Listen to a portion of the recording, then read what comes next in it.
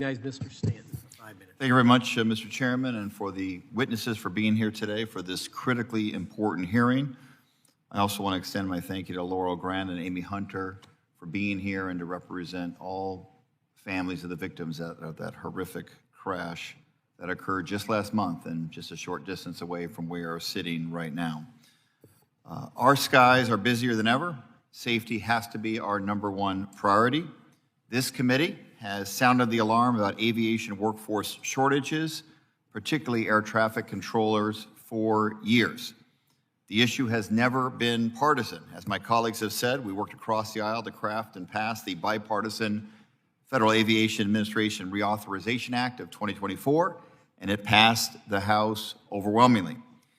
This bill lays out a clear roadmap to improve our air traffic control system, including hiring more air traffic controllers to address critical understaffing issues and updating aging air traffic control technology and systems, many of which are decades old. Paper strips and floppy disks, as Mr. Callio has recently testified. After the devastating crash at Reagan Airport and a series of incidents across the country, including 2 fatal accidents recently at Arizona airports, my colleagues and I did send a letter to Secretary Duffy 2 weeks ago calling on him to immediately implement these bipartisan improvements in the FAA reauthorization. Instead of focusing on those safety improvements, Secretary Duffy has sidestepped this committee's bipartisan informed FAA bill and invited Elon Musk and DOGE to poke around the FAA and the complex air traffic control systems.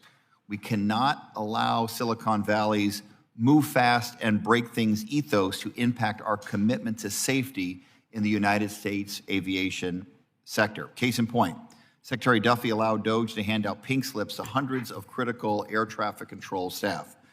That action alone should be setting off alarm bells for every member of this committee concerned about maintaining the gold standard in aviation safety. Mr. Spiro, as my colleagues and I have mentioned here today, the recent firings at the FAA targeted some safety specialists, including members of Professional Aviation Safety Specialists, or PAS. Can you briefly speak to the importance of these individuals who were fired and the impact that has on aviation safety? Congressman, thank you for the question. Thank you for recognizing the folks that we represent. I've brought up a few of them here today, but I'll talk about another handful of people. Telecommunications specialists. Some of them were fired because they're probationary employees. They have a very specific field of expertise when it comes to, and Mr. Daniels was talking about telecommunications issues.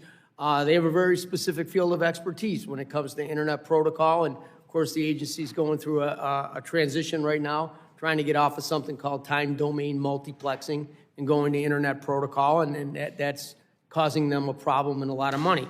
In the midst of that, we fire some of those folks.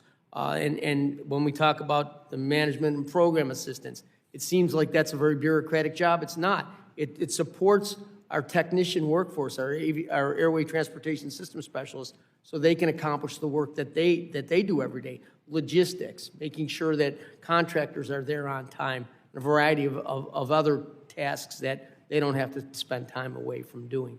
I really appreciate the answer. Mr. Daniels, excuse me.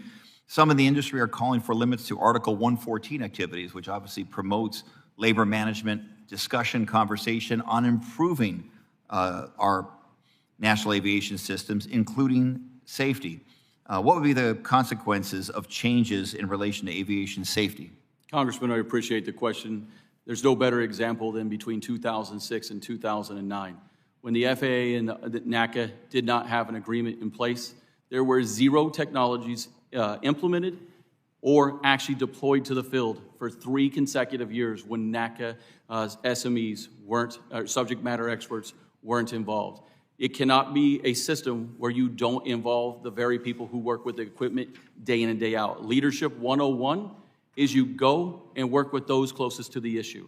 We are the ones closest to the issue. We will continue to seek solutions that are a cost savings to the taxpayers, and that is our commitment. We really appreciate that, and bringing labor and management to the table has real benefits, including on aviation safety. Finally, we can be creative in finding solutions to staffing problems. The FAA Contract Tower Program is one of the FAA's most successful government industry partnerships. The FAA Reauthorization Act included my provision directing the FAA to establish a pilot program to convert high-activity air traffic control towers operating under the contract tower program to FAA staffed visual flight rule towers. And I just wanted to make note that that is a program that we need to implement and move forward with. It's important to my district, including Phoenix Mesa Gateway Airport, and with that, I yield back. Gentleman yields. Mr. Master, you're recognized. Thank you, Chairman. I'd like